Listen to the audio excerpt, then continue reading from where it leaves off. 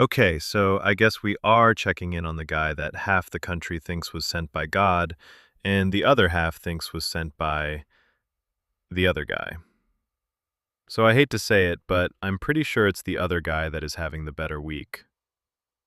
Okay, let's talk about corruption.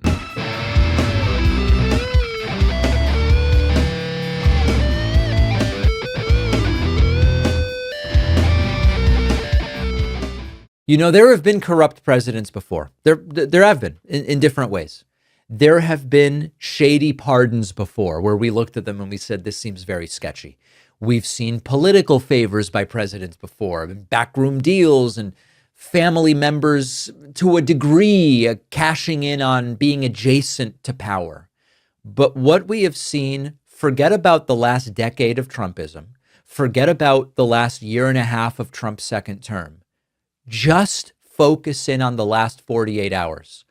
The last 48 hours have been the most corrupt of any president in American history. This is corruption that is happening completely out in the open, and that is a difference from what we used to see. It's not being denied, it's being justified. Of course we did this. This is what's fair. So let me build up the entire story for you. The first piece of the story starts with this stunning agreement between Donald Trump's Justice Department and the IRS. Trump sued his own government, essentially, for $10 billion. And Donald Trump agreed to drop that lawsuit for a nearly $2 billion, $1.776 billion anti-weaponization fund. This is a slush fund, and the fund is going to be used to compensate Donald Trump's allies and supporters who say, I was unfairly investigated. I was unfairly prosecuted during the Biden years, of course. And all of you wrote to me, all of you, everybody I heard from who wrote to me about this, said, this is a slush fund for MAGA loyalists. And there are even government watchdog groups saying, yeah, this is a political slush fund. This is absolutely nuts. Our friend Congressman Jamie Raskin called it a taxpayer-funded racket for insurrectionists and Trump allies. Citizens for Responsibility and Ethics called it one of the single most corrupt acts in American history. And this is on top of Trump pardoning the January 6th rioters. And now the administration is openly talking about whether some of these people are going to get payouts from the fund. So criminals, alleged criminals, pardoned criminals will potentially now get money. They stormed the Capitol and they're going to get cash, as Donald Trump calls it, because they are the real victims. Okay, that we knew. But then it gets even worse. Inside of this agreement for the creation of the slush fund is another incredible provision, which is language from the Justice Department saying the government, the IRS, will never pursue tax matters involving Donald Trump, his family, or his businesses. It is a form of financial immunity. In the memo from Todd Blanche, the acting attorney general, who, by the way, was Trump's former personal lawyer, Section C says that, look at this. Oh, dear God. I am amazed when I see the president complain on camera about alleged fraud in Minnesota and how the federal government is holding back funds for those services because of that fraud. And seemingly, moments later, during the same interview, the president then fails to see the hypocrisy when asked about his pardon of multiple white-collar criminals convicted of fraud. And those pardons were rumored to come with a price tag. You know, a very wise woman once said, watch what they do, not what they say. And when dealing with this regime, I think you would be wise to heed those words. The administration that controls the IRS is now saying it will back away from any investigations involving Trump. The same president who chose the attorney general who signed this, the same president who controls the Justice Department that agreed to this, the same president whose businesses have faced massive scrutiny over taxes for years. Trump was banned from having a nonprofit in New York because of the impropriety that was found there.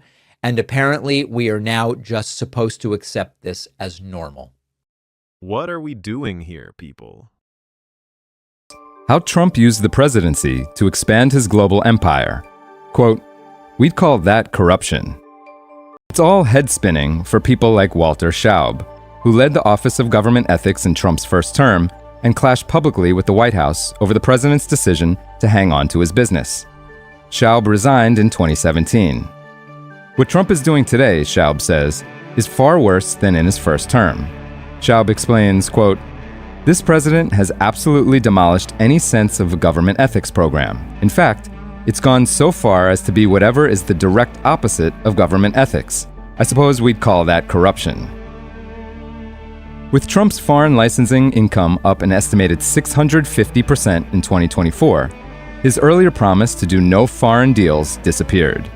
Same with the concerns about working alongside foreign governments. Since the start of 2025, the Trump Organization appears to have created at least 8 new companies to do business overseas. The Trump Organization has announced a fresh project almost every month, stomping all over the president's earlier promises and the U.S. Constitution. 2 weeks ago, the firm that registers companies for the Trump Organization created another 2 entities in Delaware, DT Marks Doha LLC and DT Marks Doha Member Corp.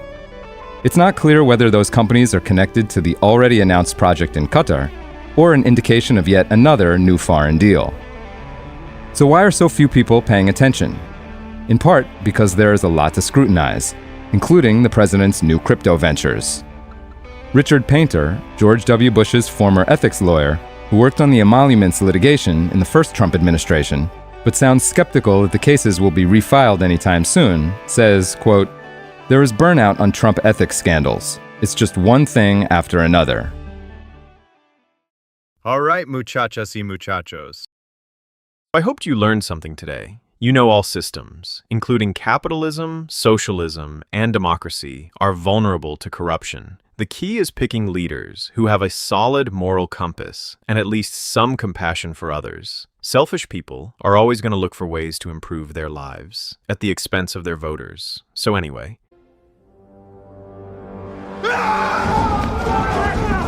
Well, I suppose that officially I am undocumented. But I mean, come on, man, really? I was just speaking in Spanish.